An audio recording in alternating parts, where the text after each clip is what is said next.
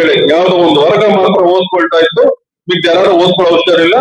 ಈ ಹಿಂದುಳಿದವ್ರದ್ದು ಆಮೇಲೆ ದಲಿತರದ್ದು ಕೇಳಲೇಬೇಡಿ. ಇನ್ಮೇಲೆ ಇವ್ರು ಯಾರು ಓದ್ಕೋಬಾರ್ದು.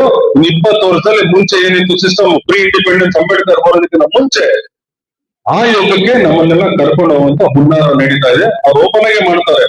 ನಮ್ಮಲ್ಲಿ ಕೆಲವರು ಬಿಜೆಪಿಗೆ ಸೇರ್ಕೊಂಡಿದ್ದಾರೆ, ಗೊತ್ತಾಗ್ತಲ್ಲ. ಈ ಚಲವಾದಿ ನಾರಾಯಣ ಸ್ವಾಮಿ ಹುಚ್ಚುಚ್ಚಾಗಿ ಮಾತಾಡ್ತಾರಲ್ಲ, ಅವನು ದಲಿತಾನೆ, ಅವನು ದಲಿತಾನೆ, ಅವನು ದಲಿತಾನೆ. ಅವ್ನು ಗೊತ್ತಾಗ್ತಲ್ಲ.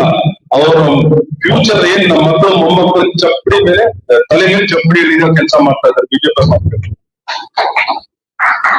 ಯಾರು ದಲಿತರು ಅಥವಾ ಹಿಂದುಳಿದ ವರ್ಗದವರು ಬಿಜೆಪಿ ಓಡಾಡ್ತಾರಲ್ಲ, ಅವ್ರಿಗೆ ದೇವ್ರ ಕ್ಷಮಿಸಲ್ಲ. ಯಾಕಂದ್ರೆ ಬಹಳಷ್ಟು ಹೋರಾಟ ಮಾಡಿ ಅಂಬೇಡ್ಕರ್ ಆಗ್ಲಿ, ಗಾಂಧಿ ಆಗ್ಲಿ, ನೆಹರು ಅವ್ರೆ ನಮ್ಗೆ ಇಷ್ಟು ಇವಾಗೆಲ್ಲ ಇಷ್ಟು ಲಗ್ಜುರಿ ಕುತ್ಕೊಳ್ಳುವಂತ ಅವಕಾಶ ಕೊಟ್ಟಿದ್ದಾರೆ. ಇದನ್ನೆಲ್ಲ ಕಳ್ಕೊಂಡು ಊರು ಹೊರಗ ಕುತ್ಕೊಳ್ಳುವಂತ ಕಾಲ ಬರ್ತದೆ. ಅದ್ರ ಹುನ್ನಾರನೇ ನಡೀತಾ ಇರೋದು. ಇದನ್ನ ಅರ್ಥ ಮಾಡ್ಕೊಂಡು ಕಾಂಗ್ರೆಸ್ನ ಭವಿಷ್ಯ, ನಮ್ಮ ಭವಿಷ್ಯ, ನಮ್ಮ ಮಕ್ಕಳ ಭವಿಷ್ಯ, ಇಷ್ಟು ಯೋಚನೆ ಮಾಡಿ SIR ಅಲ್ಲಿ ಕಂಪ್ಲೀಟ್ ಆಗಿ ಎಲ್ಲರೂ ಇನ್ವಾಲ್ವ್ ಆಗ್ಬೇಕು. ಈ ಪಕ್ಷನ ಮತ್ತೆ ಅಧಿಕಾರಕ್ಕೆ ತರಬೇಕು ಅಂತ ಕೇಳ್ಕೊಂಡು, ಇನ್ನಿದ್ರ ಟೆಕ್ನಿಕಲ್ ಡೀಟೇಲ್ಸ್ ಬಹಳ ಚೆನ್ನಾಗಿ ನಮ್ಮ ಪೃಥ್ವಿರಾಜ್ ಅವರು ಎಕ್ಸ್ಪ್ಲೇನ್ ಮಾಡ್ತಾರೆ, ಬಹಳ ನೀಟಾಗಿ ಮಾಡ್ತಾರೆ. ಯಾವ ರೀತಿ ಮಾಡ್ಬೇಕು, ಹೇಗ್ ಮಾಡ್ಬೇಕು, ಯಾವ ರೀತಿ ಎನ್ಯುಮರೇಷನ್ ಪವರ್ ಇರುತ್ತೆ ಎಲ್ಲ ಅವ್ರು ಹೇಳ್ತಾರೆ.